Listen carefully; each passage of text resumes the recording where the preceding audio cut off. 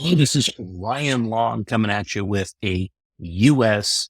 market update for the real estate markets. I just got back from Austin, Texas for one of our annual Keller Williams conferences. Got some great economic updates there. I wanted to share those with you, some economic indicators and also what's going on with the housing market. So let's dive in here. I'm going to pull up some slides next. Again, we're going to check out the U.S. economy first. All right. The first thing to check in on is the GDP and what's going on here lately. This is over since 1990, so about 30-year graph here. You can see generally in the 3 to 4% growth range each year of the national GDP. The last year we were at 2.5%. This year we're also estimated to be 2.5%. So fairly strong and nothing out of the ordinary, not looking like a recession. And a recession is generally expected to have negative GDP. Recession probability. So we're looking at a very long graph here going back to 1960, so 60 plus years. We can see that, gosh, right around the beginning of 2023, this spiked way up here and recession probability went way up. But now the economists who are, a survey of economists have said that probability is coming back down. Let's look at our unemployment and what that looks like as well here. So unemployment, we're looking at about a 30-year look back. Generally, the Fed and the government is trying to keep 4 to 6% unemployment or less. That's considered generally full employment. We're at 3.6%. This year, we're just starting to go up. And so let's take a look at that. But you can see that last year, that 3.6% that we had 2022, 2023 is actually far less than our 30-year average and very, very good. As we look at a monthly scale here, this is the last 3.5 years. You can see that just over the past really 6 months, we've started trending up just a little bit, hitting 4.3% unemployment. And that has what is showing the Fed now that the economy is cooling slightly. Again, it's been going very, very well. We've seen growth. We've seen high employment. But this unemployment number just starting to tick up slightly is what's telling the Fed, hey, we are actually starting to cool down into a more healthy range, which will generally beget less inflation. So we can see this is a long-term inflation graph, 30 years. This purple dotted line is at 2%. That's the Fed's stated, and they did a good job of that for the last 20 years until we hit the COVID times here on the right-hand side. So as we look at the COVID times, it spiked way up. We all know about that. And so we're sitting here early 2024 in the 3.5% range for inflation. And now we're seeing that, and these dotted lines are the expectations that we're coming back down, probably by 2025 hitting below 3%, which the Fed generally sees as okay and healthy. Let's look at some real estate specific industry numbers here. What's going on with real estate, home sales. So if we look at this, this is over 30, 35 years, the average annual number of home sales by millions. So right now we are at 2023, we're at 4.1 million home sales.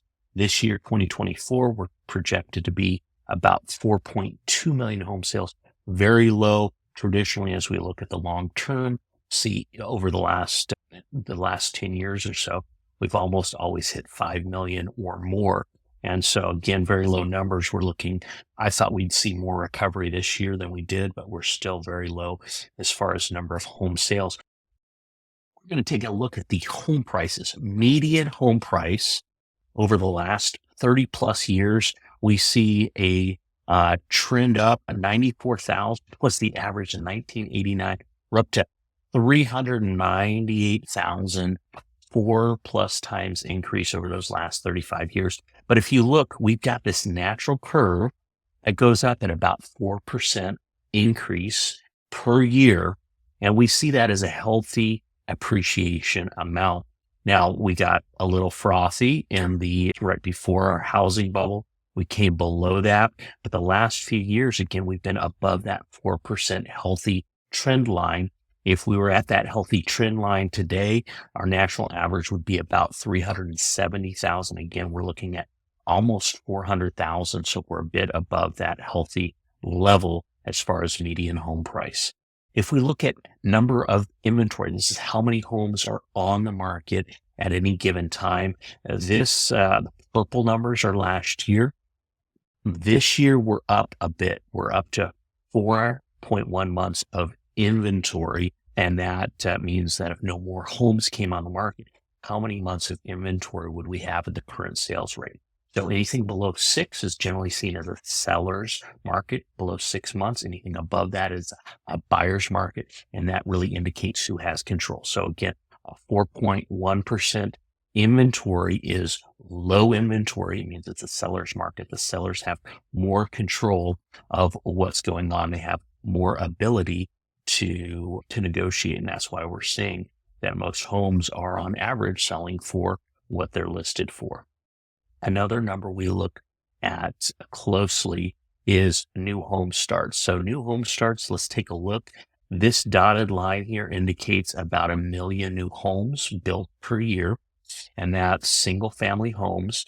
And that's seen as a healthy number to keep up with the U.S. population and U.S. needs.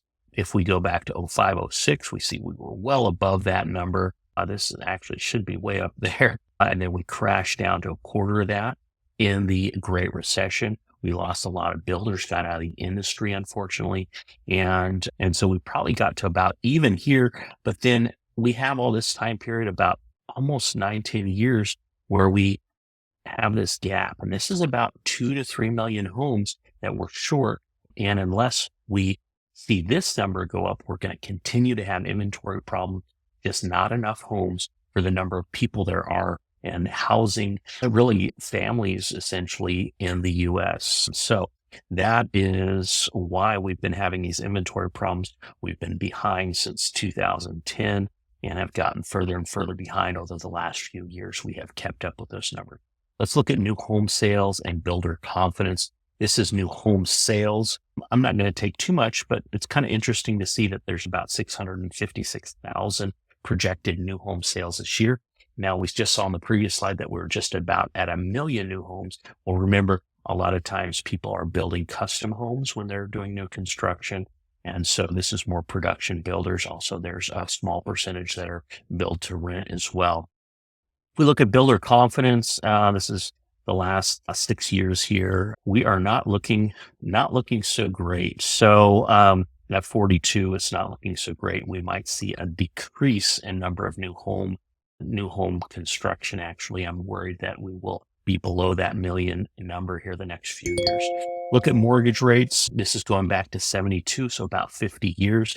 We can see that huge spike that we know about in the 70s and early 80s. And if we look back those 50 years, we're at a 7.74% average. If we look back more at the last 30 or so years and what we've seen, it's been about 6%, 5.98% average. Today, we're sitting at about 6.5%. So we're in between those two numbers here. Obviously, we got used to those 3% rates, and we're going to talk about that here in just a minute. Affordability. Now, this is a measure of the percent of the median income that is taken up by the median housing payment. So median principal and interest payment as a percentage of median income. So today we're over here 35%. We see that in 2006. We had a big decrease. It's been more like 20% over the last decade or so. And then the last 3-4 years, this has zoomed up, partly because of the quick price increases. And then the last few years because of the interest rate. So affordability, we keep hearing about that in the news, and affordability is much, much less than it was just even a few years ago. Last few interesting statistics here, looking at what's going on with mortgages and the average interest rates. 22% of Americans that have a mortgage are at 3% or less. About a third, 35%, are sitting at 3 to 4% interest rates. about a fifth, 19% or 4 to 5% interest rates. We add all that up, 76%, three-quarters of people with a mortgage are under 5%. And that's what we keep talking about, that interest rate lock. People don't want to move unless they have to. And so there's not as many move up or move down kind of situations. People that want to get that extra bedroom or two as their family's growing, they're putting that off because it's going to cost them so much more with the rise in interest rates. People that are looking to downsize, it just doesn't make as much sense to give up their low mortgage. Now let's look at next, homeowner equity. So how many people own their home outright? 38% of American homeowners own their home outright. They've got no mortgage at all. 38% have a mortgage and they've got, 50 to 100% in equity, basically. And then there's only about a quarter of Americans, homeowners, that have a mortgage with less than 50% equity. That's partly because we've seen such a huge increase the last 5 years in home values that's automatically created so much equity. And that's what's also created less issues or worries about foreclosure. So many Americans have so much equity that there's not a foreclosure crisis or anything on the horizon we had in the Great Recession. So that's what I've got for our market update. I appreciate you sticking with me here, listening about what's going on with our market, with what's going on. If you have any questions about how this relates to you or your home, please let me know. Give me a call. I appreciate your time. You have a wonderful day. Thanks.